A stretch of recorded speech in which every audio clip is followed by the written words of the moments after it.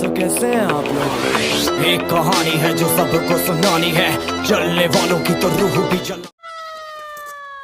কি কার্তিক দা কেমন আছো? First class.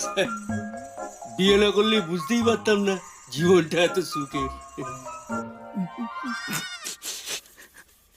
আমার কথা আর বলো না, কলাবতী তো ভাবতেই পারে না আমায় মাথায় রাখবে না সিংহাসনে বসাবে।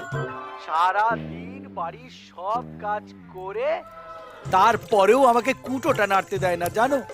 মানে আমাকে কি যত্ন আত্মি করে।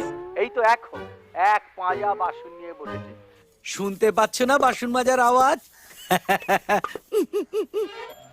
সুন্দরীর কথা আর বলিস না, অনেক ভাগ্য করে এখন বউ পাওয়া যায় রে, অনেক ভাগ্য করে পাওয়া। সারাদিন আমাকে তো কোনো কাজ করতেই দেয় না, উল্টে মাথায় করে রাখে। এখন যেমন আমি বসে আছি, ও আমার পা টিপে দিচ্ছে, বারণ করছি তবু শুনছে না।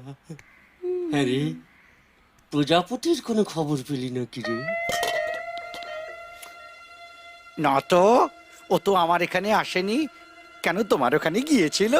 না, আমার এখানে যেদিন আসবে পরের দিন খবরের কাগজে খবর পেয়ে যাবি। কি হচ্ছে কি? এই তো এই কাজের সময় খোশ গল্প।